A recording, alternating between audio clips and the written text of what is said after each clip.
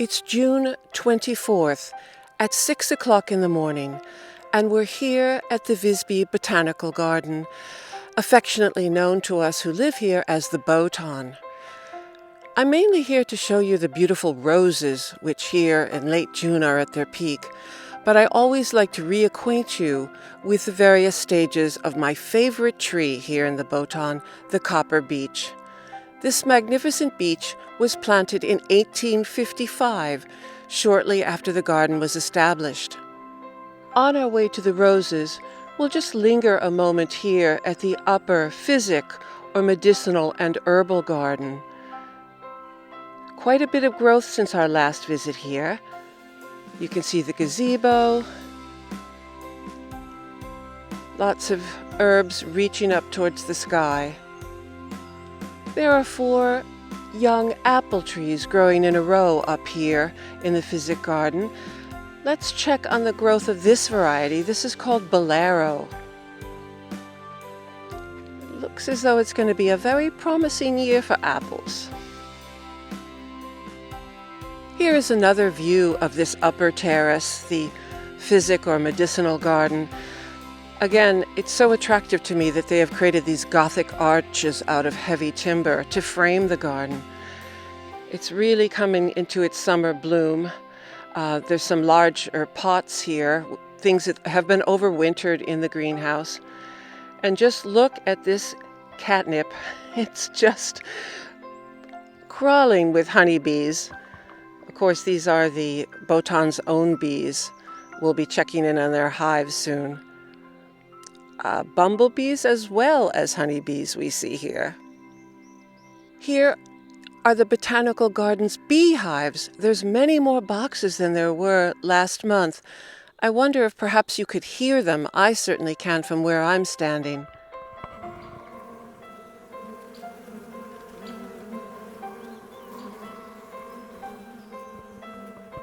And here we are at the Rose Terrace.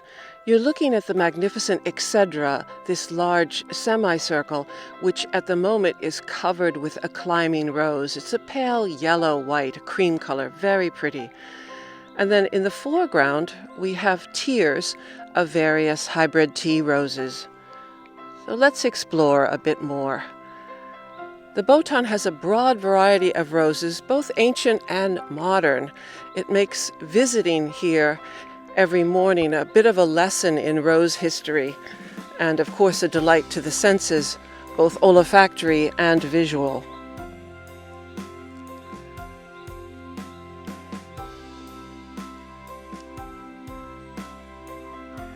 So let's just walk down. We'll approach the amylary sphere, and we're going to be turning to our right and looking at the allée of old roses. So we have more modern roses here in the terraces, and as we progress down this long allée, it is lined with old roses.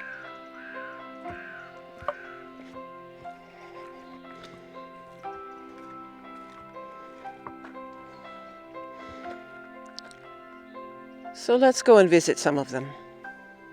This particular rose at the end of the alley on the north side is called Henri Martin. It's a French rose from about 1850, and it's a rose I'm particularly interested in because, inspired by how well it blooms here, I have planted it at my own home. So this is Henri Martin. The rich purple one right next to it is called Cardinal Richelieu. The cardinal is a little bit tatty at this moment, but you can see the amazing purple color. So we'll just walk down and admire some of these.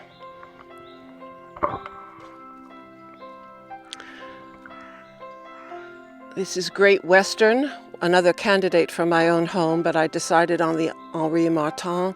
I like a rich pink rose myself.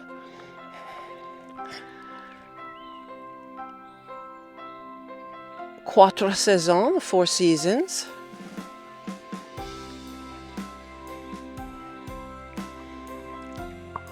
La Belle Sultane, so the beautiful sultaness. So many lovely roses. I want to take you across the alley to point out a rose that I particularly like, which is this called Alchemist. I think it's a perfect name because in bud it's really golden and then it sort of opens to this pink, so it's sort of transforming itself. Alchemist. Right, let's just walk along now.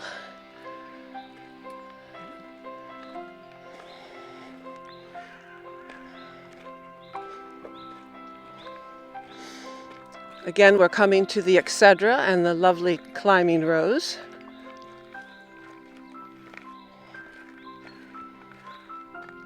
Perfect spot to sit, rest, and enjoy the peace and quiet of the botanical garden. And later, of course, many people will be here doing so. Right now, you and I have this pretty much to ourselves.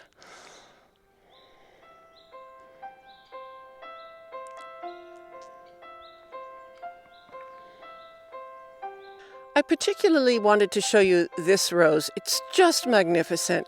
And it is David Austin, the famous English rosarian's first named rose. It's called Constance Spry, after the famous English gardener.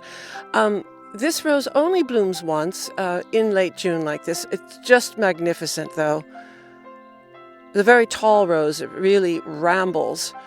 And the form of these roses is magnificent. Deep cups, lovely fragrance, and of course a beautiful soft pink. I really fancy purple roses. This one is called Hippolyte. It's a very difficult color, and of course it does change as the rose opens. But I think this one, although the blooms are petite, is extremely handsome.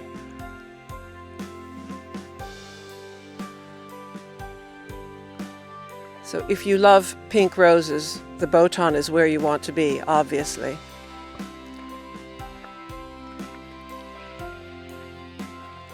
This is Persephone. Of course, they're all named, they all have wonderful histories, and they're all fragrant.